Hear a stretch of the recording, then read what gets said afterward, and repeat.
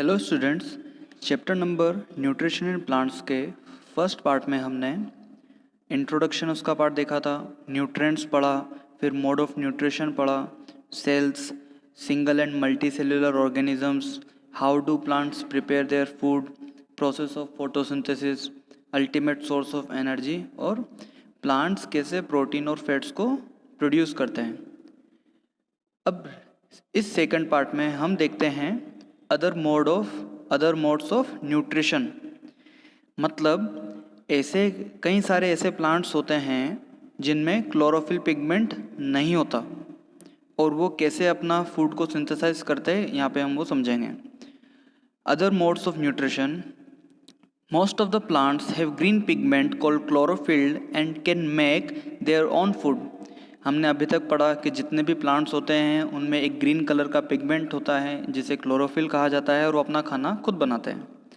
Some plants do not have chlorophyll and can not synthesise their own food and are known as heterotrophic plants. कुछ ऐसे भी plants होते हैं जिनमें chlorophyll नहीं होता and can not synthesise their own food, वो अपना खाना खुद नहीं बनाते हैं। तो हमने पहले पढ़ा था ऐसे लिविंग ऑर्गेनिजम्स जो अपना खाना खुद नहीं बनाते हैं वो आते हैं हेटेरोट्रॉफिक की कैटेगरी में, हेटेरोट्रॉफिक न्यूट्रिशन की कैटेगरी में। तो ये प्लांट्स क्या कहलाएंगे? ये प्लांट्स कहलाएंगे हेटेरोट्रॉफिक प्लांट्स। अब इस टाइप के न्यूट्रिशन को यहाँ 4 पार्ट में कैटेगराइज किया गया है। फर्स्ट है parasitic mode of nutrition, second है insectivorous mode of nutrition, third है saprophytic mode of nutrition, fourth है सिम्बायोटिक मोड ऑफ न्यूट्रिशन। हम 1 बाय 1 सभी मोड ऑफ न्यूट्रिशन को देखेंगे। तो फर्स्टली हम देखते हैं parasitic mode of nutrition.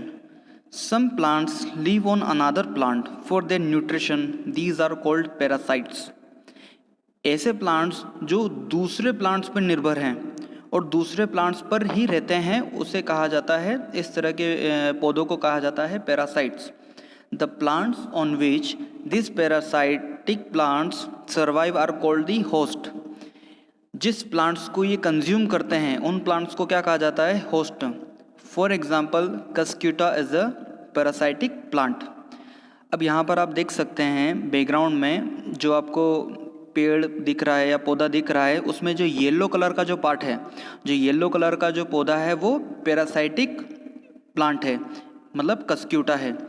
Cuscuta जो येलो कलर का जो दिख रहा है वो कस्क्यूटा है और ये किसके ऊपर बिछा हुआ है? ये ग्रीन कलर के प्लांट के ऊपर बिछा हुआ है। तो ग्रीन कलर का प्लांट क्या हो गया? इसके लिए होस्ट हो गया। ग्रीन कलर के प्लांट को ये कंज्यूम कर रहा है। जो येलो कलर का जो पार्ट है वो ग्रीन कलर के प्लांट को कंज्यूम कर रहा है। तो ये आपका पैरासाइटिक प्लांट है। इसमें जो आप देख सकते हैं जो येलो कलर का जो पार्ट है, येलो कलर का जो ये पौधा है, ये अपने ट्यूब्स को इनकी लीव्स में, जो होस्ट है जो ग्रीन कलर का प्लांट है उसकी लीव्स में अपने ट्यूब्स को अंदर पेनिट्रेट कर देता है और वहाँ से सारा का सारा न्यूट्रिएंट्स कंज्यूम कर लेता है। तो ये तो हो गया हमारा पैरासाइटिक मोड ऑफ न्यूट्रिशन। अब हम सेकंड देखते हैं insectivorous mode of nutrition. These plants are green and carry out photosynthesis, but they grow in nitrogen deficient soils. So in order to get nitrogen, they feed on insects. ये ऐसे plants हैं जो कि green है और photosynthesis की process करते हैं। इसका मतलब यहाँ पर जो पिगमेंट होगा वो क्लोरोफिल तो है, बट ये नाइट्रोजन की कमी के होने की वजह से इन पेड़ पौधों को भी क्या होता है, जो नाइट्रोजन की रिक्वायरमेंट होती है और नाइट्रोजन इनको नहीं मिल पाता है, तो ये इंसेक्ट्स को, जो कीड़े मकोड़े होते हैं, उनको खा लेते हैं और उससे अपने नाइट्रोजन की पूरी पूर्ति को पूरा करते हैं। These insectivorous plants have their parts modified for attracting and catching insects. अब आप देख सकते हो ये जो फर्स्ट वाला जो पौधा है उसका नाम है द पिचर प्लांट और जो सेकंड है जिसमें इंसेक्ट का भी आपको पिक्चर दिया गया है वो है वेनस फ्लाईट्रिप। अब इन पेड़ पौधों की आप डिज़ाइन देख सकते हो, ये काफ़ी अट्रैक्टिंग है और काफ़ी अट्रैक्टिंग है। ये किसी भी इंसेक्ट को या फिर किसी भी जो जीव जंतु को अट्रैक्ट कर सकता है। तो इंसेक्ट सोचते हैं कि उनको यह खाना मिलेगा, तो इस रीज़न से वो इसके पास जाते हैं, लेकिन यहाँ पर ये जो इंसेक्टिवोरस प्लांट्स है ये उसको कंज्यूम कर लेते हैं, अपनी तरफ खींच लेते हैं। तो इस तरह से ये इंसेक्टिवोरस प्लांट्स इन इंसेक्ट्स को कंज्यूम करके अपने नाइट्रोजन की कमी को पूरा करते हैं। नाइट्रोजन से इनको क्या मिलता है? इनको प्रोटीन मिलता है। इसके एग्जाम्पल हैं द पीचर प्लांट, जो फर्स्ट आपको डायग्राम दिया गया है ये वाला वो पीचर प्लांट है, और सेकंड आपका ये वेनस फ्लाईट्रिप है। ओके, नेक्स्ट हम देखते हैं saprophytic mode of nutrition. Some organisms survive on decaying food and organisms.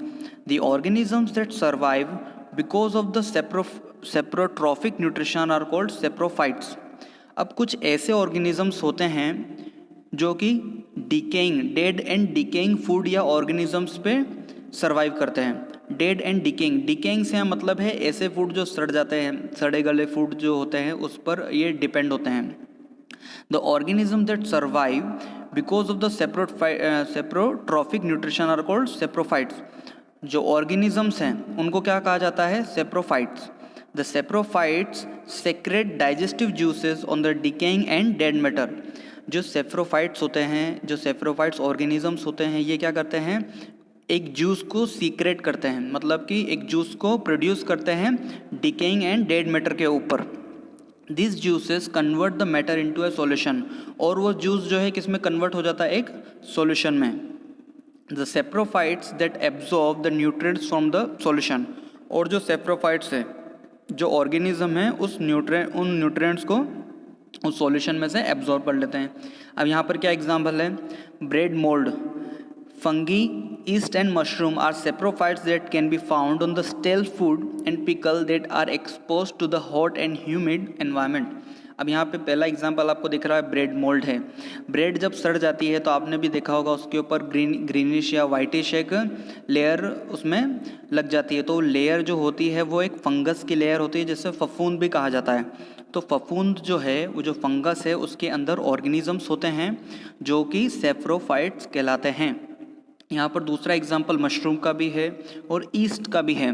जैसे आपने इस यहाँ पर बोला गया है that can be found the stele food. Stele food का मतलब होता है सड़ा हुआ खाना, ठीक है। एंड पिकल, आपने देखा होगा जब अचार में भी जब बेकार हो जाता है वो, तो उसमें भी फफूंद लग जाती है, फंगस लग जाती है, ठीक है।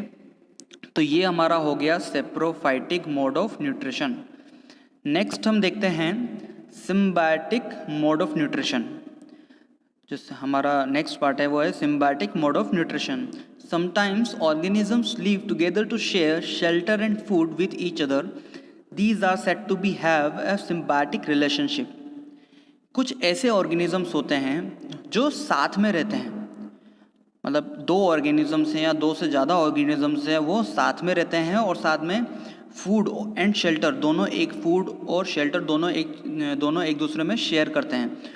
तो इस रिलेशन को कहा जाता है सिम्बायोटिक रिलेशनशिप। एग्जाम्पल है इसमें fungi live in the roots of the trees. These fungi take food from the trees and in return help the trees in absorbing water and nutrients from the soil. अब यहाँ पे जो example है आप इस picture में भी देख सकते हो, जो पेड़ है, पेड़ की जड़ के आसपास फफूंद या फंगस आपको दिख सकती है काफ़ी ज़्यादा। तो ये फंगी क्या हेल्प करती है? ये फंगी जो है ये वाटर को एब्जॉर्ब करके रखती है ज़्यादा से ज़्यादा, तो वाटर होल्डिंग कैपेसिटी बढ़ जाएगी। और इसमें वाटर रहेगा तो प्लांट्स के लिए क्या हो जाएगा? ये हेल्पफुल हो जाएगा क्योंकि ज़्यादा से ज़्यादा वाटर इसमें से एब्जॉर्ब कर सकते हैं। साथ में ही ये जो फंगी है, ये जो फंगी जो पार्ट लगा हुआ है, ये जितने भी न्यूट्रिएंट्स हैं वो इस प्लांट से ले लेता है। साथ में ये प्लांट जो है, ये जो पेड़ है, ये साथ में फंगी को शेल्टर भी प्रोवाइड कर रहा है। तो इस तरह से ये दोनों ऑर्गेनिज्म, फंगी एंड प्लांट, एक दूसरे को शेल्टर एंड फूड प्रोवाइड कर रहे हैं और ये दोनों सर्वाइव कर रहे हैं। तो एक या दो से ज़्यादा जब ऑर्गेनिज्म एक दूसरे के साथ रहकर जब शेल्टर एंड फूड को शेयर करते हैं तो उससे सिम्बायोटिक मोड ऑफ न्यूट्रिशन की कैटेगरी में रखा जाता है। नेक्स्ट टॉपिक हम देखते हैं replenishing the soil with nutrients. आपने देखा होगा जब किसान खेती करता है तो सॉइल में बीज को बोया जाता है, फिर जब फसल उग जाती है उसको काटा जाता है।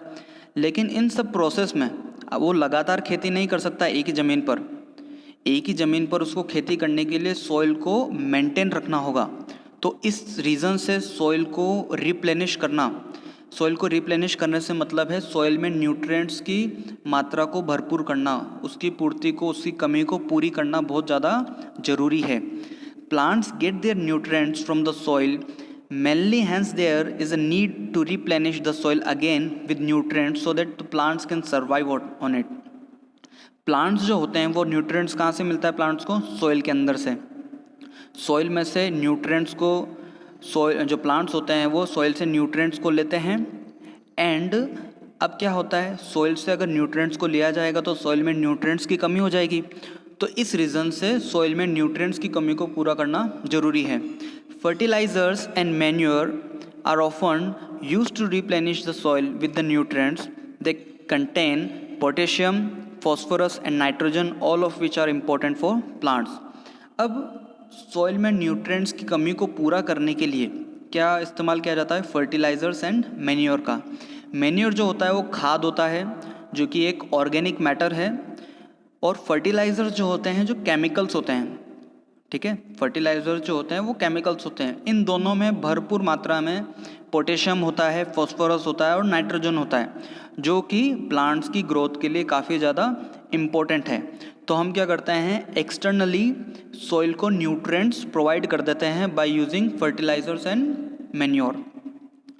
इस टॉपिक के बाद हम देखते हैं, अब हम बात कर रहे थे सॉइल में न्यूट्रिएंट्स को भरपूर करने के लिए या फिर सॉइल में न्यूट्रिएंट्स को प्रोवाइड करने की प्रोसेस। अब यहाँ पे फर्टिलाइजर्स एंड मैन्योर का हम इन्हें इस्तेमाल किया था, लेकिन कुछ प्रोसेस ऐसी भी होती है जहाँ पर फर्टिलाइजर्स एंड मैन्योर के यूज़ करने की ज़रूरत नहीं पड़ती है। ए bacterium called rhizobium is present in the soil which can convert nitrogen present in it in the form that can be consumed by plants. इस टॉपिक के बारे में हमने पहले भी बात करी थी कि जो कुछ ऐसे पेड़ पौधे होते हैं जो लेग्यूम प्लांट्स होते हैं। लेग्यूम्स प्लांट्स मतलब जिस लेग्यूम से मतलब यहाँ पर है फली। तो ऐसे प्लांट्स होते हैं जिनके जड़ों में एक बैक्टीरिया प्रेजेंट होता है जिसका नाम है राइजोबिया या फिर राइजोबियम। तो ये राइजोबियम जो बैक्टीरिया होता है ये क्या करता है, एयर की नाइट्रोजन को, जो एयर में नाइट्रोजन प्रेजेंट होती है उसको कन्वर्ट कर देता है नाइट्रेट्स के कंपाउंड में। नाइट्रेट्स के कंपाउंड्स आ जाते हैं सॉइल में और सॉइल में नाइट्रोजन आ जाती है, और प्लांट्स क्या करते हैं, उस नाइट्रेट के कंपाउंड से को एब्जॉर्ब कर लेते हैं, वाटर में मिक्स हो जाते हैं, एंड देन वो रूट्स जो होती है वो नाइट्रेट के कंपाउंड्स को एब्जॉर्ब कर लेती हैं। The rhizobium generally lives in the roots of the plants such as pea, beans, grams and legumes and provides nitrogen to these plants. This is also an example of a symbiotic relationship. The farmers often do not need to use fertilizers while growing such crops. Rhizobium जो bacteria है ये कहाँ पाया जाता है, ये ऐसे पेड़ पौधों की जड़ों में पाया जाता है जिनमें फली होती है, या लेग्यूम प्लांट्स जैसे कहा जाता है, जैसे मटर हो गया या कोई बीन्स है या चना है, ठीक है। और ये क्या करते हैं, provides nitrogen to this plants, तो उन प्लांट्स को नाइट्रोजन ये खुद ही प्रोवाइड कर देते हैं। तो यहाँ पर किसी मैन्योर या फर्टिलाइजर्स की यूज़ करने की ज़रूरत नहीं है। अब इससे भी एक सिम्बायोटिक रिलेशनशिप कहा जाएगा, क्यों? क्योंकि यहाँ पर दो ऑर्गेनिजम्स आ गए, एक तो प्लांट और एक दूसरा है राइजोबियम बैक्टीरिया। तो यहाँ पर राइजोबियम बैक्टीरिया और ये प्लांट, ये दोनों मिलकर एक सिम्बायोटिक रिलेशनशिप को फॉर्म करते हैं। तो इस रीज़न से यहाँ पर नाइट्रोजन काफ़ी आसानी से ये कन्वर्ट कर लेते हैं। तो इस रीज़न से फार्मर्स को यहाँ पर फर्टिलाइज़र्स या फिर किसी मैन्योर की यूज़ करने की ज़रूरत नहीं पड़ती है। ओके, आई होप आपको इस चैप्टर का सेकंड पार्ट भी समझ में आया होगा। Thank you.